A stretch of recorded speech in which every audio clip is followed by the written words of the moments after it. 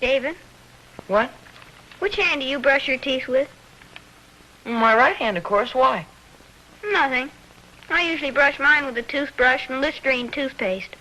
Oh, what a funny little man you are.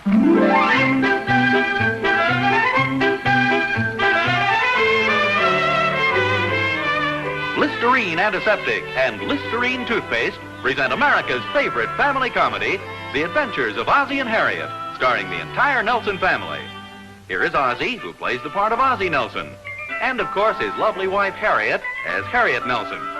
The older of the Nelson boys, David, appears as David Nelson, and his younger brother, the irrepressible Ricky, played by Ricky Nelson.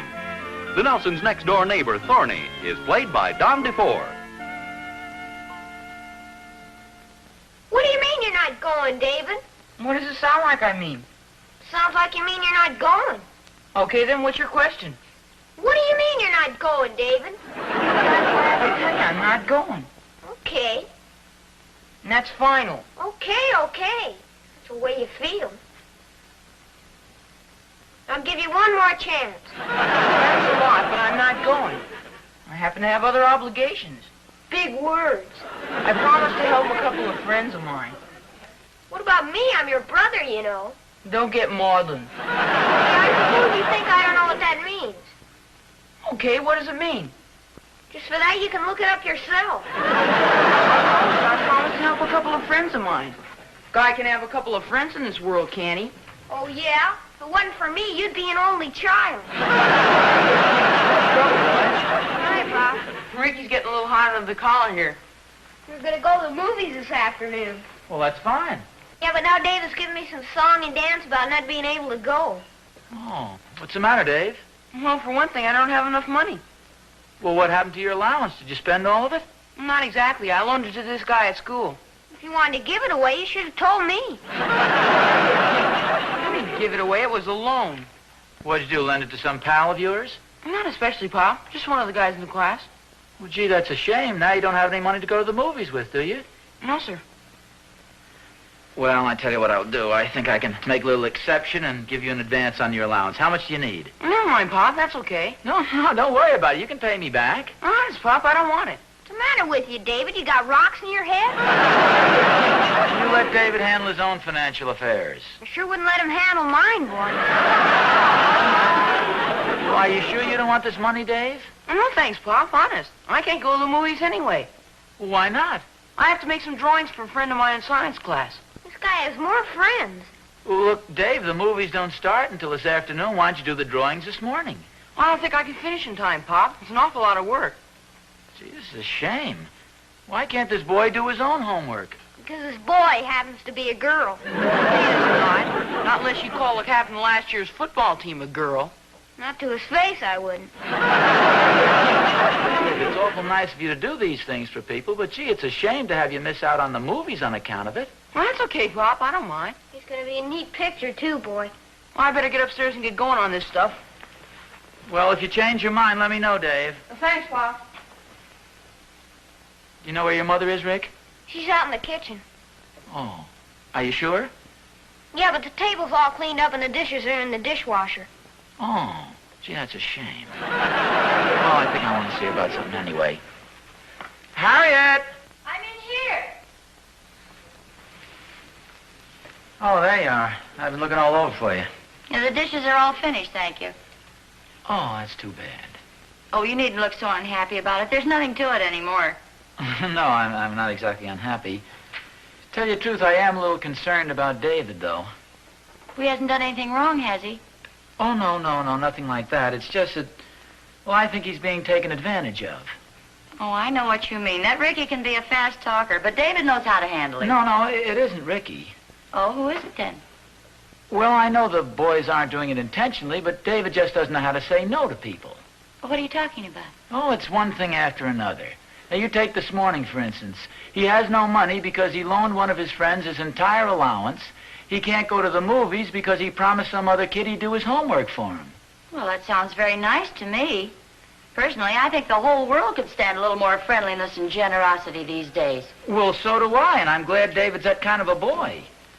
The point I'm trying to make is, that generosity, like everything else, has its limitations. He's got to learn to use a little judgment and common sense. I want him to be generous, too. But I don't want him to be a doormat and have people walk all over him. Oh, dear, I hardly think it's that serious. Besides, maybe he likes doing things for his friends like this. You know, everybody likes to be well-liked. Mom, Yes, dear? you know where my Elsker jacket is? Yes, it's right here on the chair. Oh, yeah, thanks. You going out? Just for a couple of minutes. I'll be right back. Say, Dave, Yes, sir? could I have a little talk with you, son? Oh, sure, Pop. Go ahead, I'll walk you to the door. I don't quite how to begin this, Dave. Have I done something wrong? Oh, no. At least not to anybody but yourself. It's just what we were talking about before. See, it's a wonderful thing to do nice things for people, but you can overdo that the same as anything else. Yeah, I know what you mean, Pop. See, lots of times people ask you to do things for them and you may not want to. In fact, you may feel it's an imposition, but yet you just don't know how to say no. Yeah, but sometimes it's pretty difficult. Well, sure it is, but you've just got to do it, son, or else people will be taking over your whole life for you. Now, you take this afternoon, for instance. I know you want to go to the movies, and yet you've got to stay home because you've promised to do this other boy's homework for him. Well, what could I do, Pop? He asked me, and he's a friend of mine. Well, you just could have said very politely, I'm sorry, but I have other plans. You could have been very courteous, but still be firm. See, you've just got to learn to say no. I guess you're right, Pop. You try and remember that next time, will you, son? It's nice to be considerate of other people, but you've got to think of yourself, too. Here, Pop, why don't you take this apple? Well, no, I have an apple here. Well, mine's so much bigger than yours. Yeah, but that's yours. You keep it, Dave. Okay, Pop. I'll see you later. I have to go down to the store and get some special drawing paper. So long, Pop. So long, Dave. Hey, Oz. Oh, hiya, boy. I'm just coming over to see you. Well, good for you, Thorny. What's on your mind? Guess what? We have a little house guest visiting us for a few days. Oh, good. Yeah, little niece of Catherine's. In fact, Catherine just picked her up at the train a few hours ago. Oh, that sounds wonderful. Yep, she's going to spend the weekend. Lovely little girl, too, Oz. About 14, I would say. Hey, that's just about Will's age. How does he like the idea? Well, unfortunately, he left last night for an overnight hiking trip. Seems he had it planned for several weeks. Oh, that's a shame. Yeah, the whole thing was a sort of a surprise. I didn't realize she was Will's age. Naturally, we wanted to have a good time while she's here. Oh, naturally. So when she received the invitation to the party last night, well, we were pretty disappointed. Party? Yeah, it seems Clara Randolph is giving a party for her daughter, and she called Catherine to invite little Shirley. Oh, That's the little girl's name. Well, that sounds wonderful. Yeah, except that she can't go alone, being a complete stranger here and all. They sort of figured Will was going to take her. Oh, yeah. It's too bad. So you can see the spot we're in. She's a very nice little girl, Oz. Very well-mannered. Oh, yeah, I'm sure she is. I sort of thought you might have a suggestion. It'd be awfully nice if she could go to the party. Of course, if she had an escort, she could go. Now, if we could think of some young chap, about 14 or 15, very clean-cut, well-mannered, agreeable, and very popular with the rest of the Say, kids. pardon me a second, Thorny. What about David? He's... I accept. I said I accept. Little Shirley will be delighted to go to the party with David. Well, thank you, Thorny. On behalf of David, may I say he'll be very, very delighted to escort little Shirley to the party. Thanks a lot. Oh, forget it. After all, if you can't do a favor for a pal. Oh, you're a real pal, Oz. Thanks a million. You bet. Oh, incidentally, thank David for me, too, will you? Hi, Pop. Hiya, Pop. Oh, hiya, boys. Got some interesting news for you, Dave. Oh, good. It seems a little niece of Mr. Thornberry's just arrived in town this morning. Oh, that's nice. No, where'll you hear this now? I understand that she's just about your age and a very cute little girl.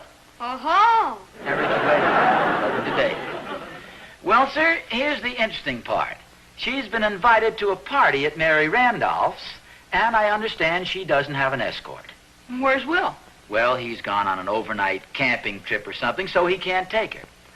Well, sir, Mr. Thornberry and I have been thinking the thing over, and we've decided that we know another young lad who would fit the bill exactly. He's a very well-mannered boy and a popular young fellow to boot. I'd be happy to take her, Pop. Ricky, please, I'm talking to David.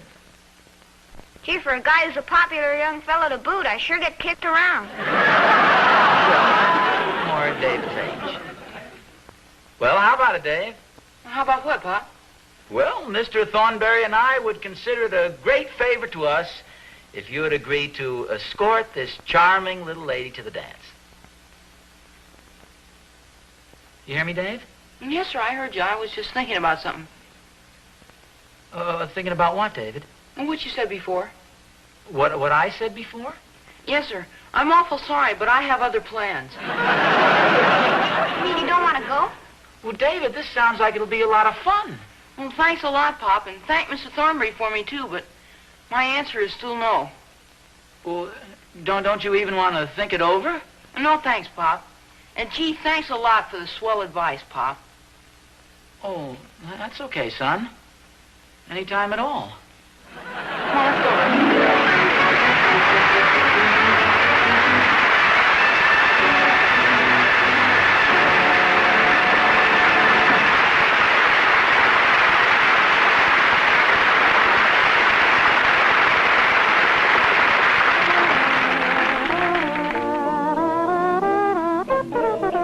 In business, he's pleasant to have around. In his social life, he's always in demand. In private, the sweetest girl in the world thinks he's perfection. Yes, he's a nice guy to be near because he's smart. He doesn't take chances on offending. He makes Listerine antiseptic a habit. Night and morning, and before every date, Listerine is his extra careful precaution. Independent research has proven that Listerine antiseptic not only stops halitosis instantly and keeps it stopped usually for hours on end, but averaged 4 times better than the leading chlorophyll products against which it was tested. Halitosis is a real everyday problem. By far its most common cause is fermentation of proteins that are present in everybody's mouth all the time. The trouble is you could have halitosis and never know it, and even your best friend won't tell you. Why take chances when there's such a pleasant, extra careful precaution? Listerine, the most widely used oral antiseptic in the world.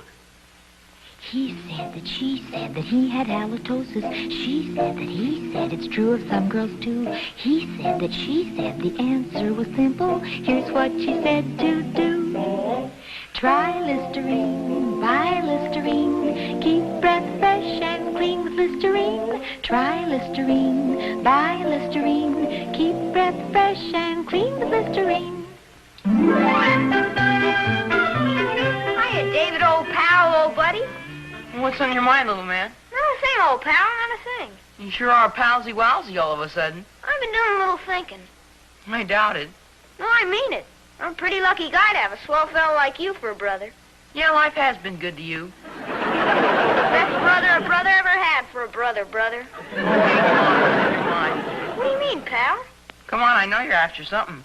How do you like that? Guy tried to be nice, and right away you think he's got an inferior motive. You're just being nice, huh? What else? I like you, David. Thanks, I think you're cute, too. Sure, I'm glad you aren't a girl. Well, I'm kind of happy about that myself.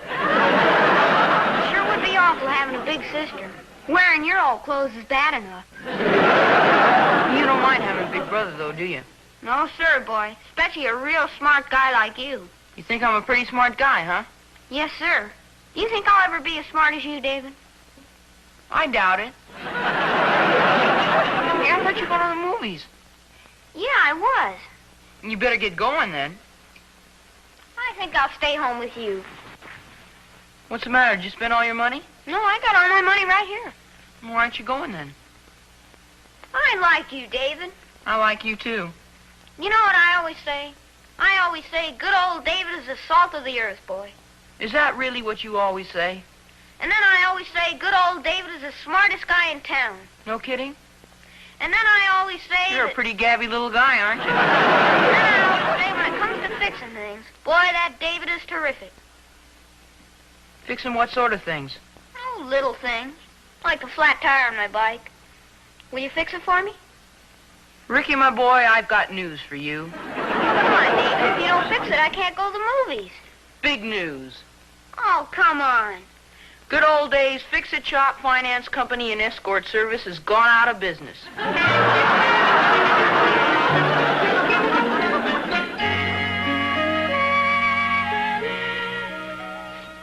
Ozzie?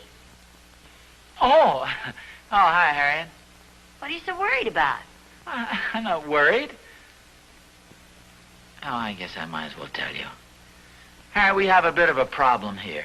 The Thornberry's little niece is visiting him, and she's been invited to a party at the Randolphs. Well, it sounds very nice. Well, yes, but Will is off on a camping trip, and the poor little girl has nobody to take her. But what about David? I asked David, and he politely but firmly turned me down. Well, that doesn't sound like David. That was exactly my reaction. Considering the fact that he does favors for just about everybody in school, you'd think he could do this one small one for his own father. Well, of course, if he doesn't want to, dear, it's up to him. Well, you don't understand the extent of our problem. I promised Thorny that David would take the little girl to the party. And after all, a man can't go back on a promise. You promised, Thorny? Well, yes, he's my best friend. I don't think that was too much of a favor for him to ask me. Well, he wasn't asking you to take her, dear. Don't you think you should have spoken to David first?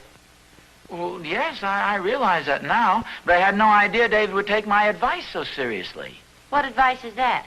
You remember the discussion we had this morning? See, David is so darn good-natured, and he does favors for just about everybody, so they take advantage of him. Yes, I know. Well, now, Harriet, my case is entirely different. After all, I'm the boy's father, you know. Well, I didn't say anything. But evidently you did. Well, it's just that I've promised Thorny, and a promise is a promise. It's a little embarrassing to have David go back on my word. Why don't you just tell Thorny what happened? You made a date for David without asking David first, and David turned it down. Well, that'd make me look pretty silly, wouldn't it? I'm sure there's some way of explaining exactly what happened without exactly explaining what happened. Dear, you work it out any way you want to. Whatever you do, though, you better do it now so they'll have time to find somebody else. I think I'll go out and see if I can find David and make just one more pitch to see if he won't do this as a special favor to me. Oh, would you mind seeing who that is at the back door, Harriet? Well, you're kidding. You know very well it's Thorny. Oh. Come on in, Thorny. Well, look, why don't you see what Thorny wants, and I think I'll go outside and see if I can find David. No, you better let me go see if I can find David.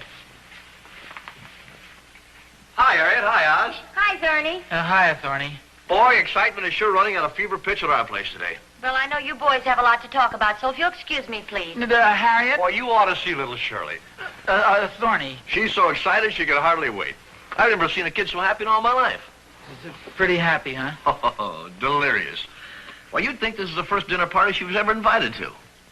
Come to think of it, I think it is. Where's David? Getting dressed, I suppose? Well, I really don't know where he is, Thorny. Little Shirley can hardly wait to meet him. Why, she's even been thinking of excuses to go out in the backyard, hoping to get a glimpse of him. I'm pretty worried about something, Thorny. David isn't much of a dancer, you know. Well, so what? I don't imagine any of the kids are. Well, and then there's another thing. Maybe David isn't her type.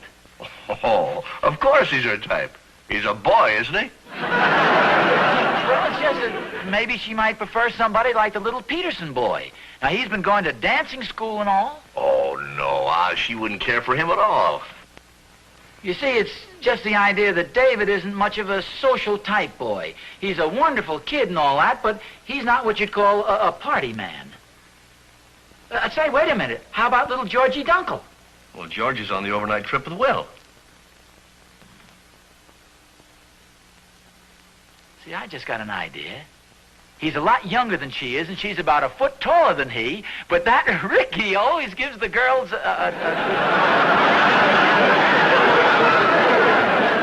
suggestion. Oh, quit worrying, Oz. Believe me, David and Shirley are going to get along together just fine. Well, I've got to be running along now. She's very anxious to model a new dress for Uncle Thorny. She even bought a new dress for the affair? Oh, certainly. This is the biggest thing in her young life. Just tell Prince Charming that the pumpkin coach will arrive for him at 6 o'clock sharp. Well, I'll see you later, Oz.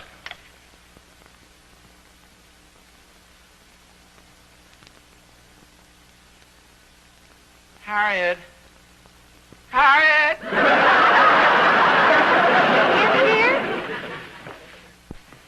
Oh, Harry, this is terrible. Was Thorny pretty upset when you told him?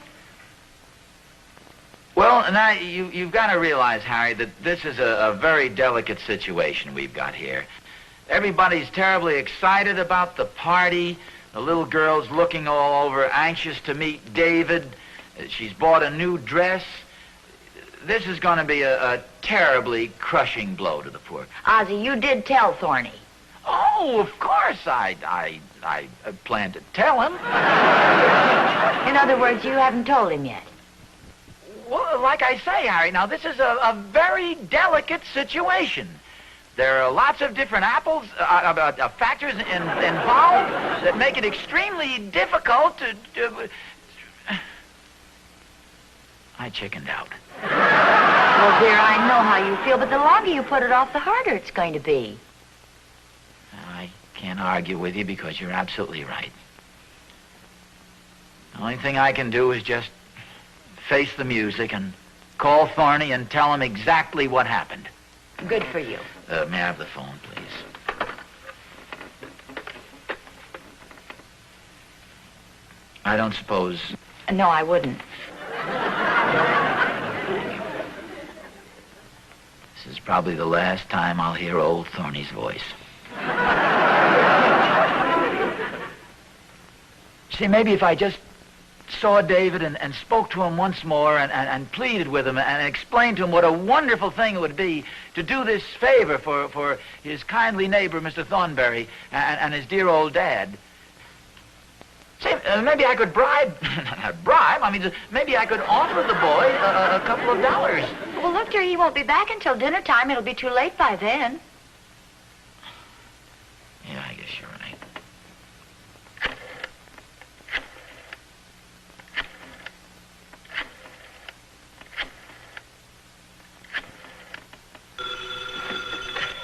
Hello?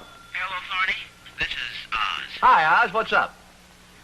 Something as, Hi, Mom. Hi, Pop. Oh, David, where have you been? Out back by the garage. Well, sit down, son. I want to have a talk with you. Harriet, will you go get my wallet? It's up on the dresser. Speak up, Oz. I can't hear Well, what you're Dave, saying. remember this morning when I had that little talk with you and I explained that sometimes generosity and doing nice things for people can be overdone? Yes, sir. Well, Where are in you? my anxiety Hey, not to have people take advantage of you, I think I perhaps made my point a little too strong. Gee, I'm glad to hear you say that, Pop, because I really enjoy doing favors for people. Oh, it's wonderful, son, because I'd like to request that you do a little favor for Mr. Thornberry and me. Hey, Oz. Oz. Pop, do you hear voices? Ring. Well, yes. Operator. Oh, for goodness sakes, pardon me. Yes, Thorny, here I am. Well, you had me worried, Oz. What happened? Well, it's nothing important, Thorny. What'd you call up about? Well, I just wanted to say hello. Well, goodbye, Thorny. Was that Mr. Thornberry, Pop? Yes, it was, David. Does he still want me to take his niece to the party? Well, yes, he does. Because I'd be happy to take her. Oh, that's wonderful, David. I'm sure Mr. Thornberry appreciates it, and I do, too. Well, heck, I'm glad to do it, Pop. Well, that's a fine attitude to take, son. What time am I supposed to pick Shirley up? Mr. Thornberry's going to stop by here about 6 o'clock. David, how did you know her name was Shirley? How did I know her name? Well, she was over in the Thornberry's backyard. Well, yes, but how did you know her name? Oh, that. Well, I was in our backyard, you see, and I saw this girl over in the Thornberry's backyard, and then I remembered that Will Thornberry had a pair of my old tennis shoes in his garage. So you went over to the Thornberry's backyard. Yes, sir. That's where their garage is. Also where Shirley was. Oh, and I suppose you and Shirley talked for a few minutes? Well, kind of. And she said to me, "You must be David Nelson." Which I was. And we started talking, and... Well, anyway, I'd be happy to take her. In fact, I'd be crazy if I didn't. I take it then she's a rather cute little girl? I'll say she is. I think I'm beginning to understand this change of heart and neighborly spirit. I sure am glad I was out by the garage fixing Ricky's tire. Otherwise, I might not have seen her. Well, I'm glad it worked out well. I wanted to tell you about it myself. I didn't want Ricky coming in here blabbing it to you. Yeah, we understand. David, hadn't you better start getting ready now? Okay, I'll be right back. Oh, David, where are you going? You've got to get dressed. Oh, I will. First, I better let Ricky out of the garage.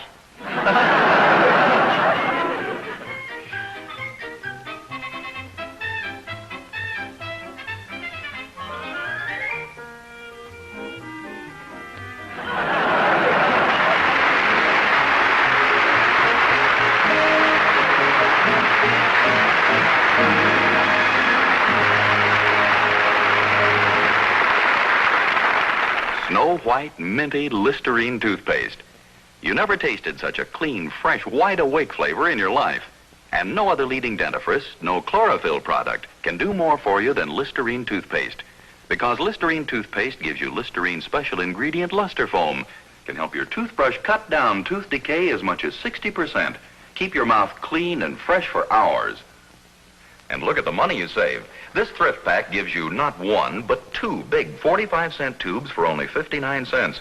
That's right, 90 cents worth of Listerine toothpaste for only 59 cents.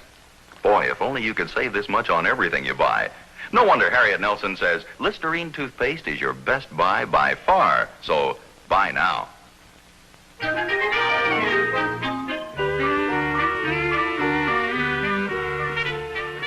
All the sneaky tricks to play on your own brother. What's the matter, dear? It's that Ricky, Mom. We gotta do something about him. He's getting to be a real wise guy. In what way? I had a pretty good time at the party last night, and I was feeling fine today. So Ricky asked me if he could borrow some money to go to the show. And you let him have the money? Yeah. And then he was worried about who would do his homework if he went to the show. Oh, so you did his homework. Yeah. Then he wanted to borrow my bike to get to the show. And you let him take the bike? Yeah. All the sneaky tricks. Borrows my bike, takes my money. Well, dear, you told him he could take the bike and the money. Yeah, but I didn't tell him he could take Shirley, too.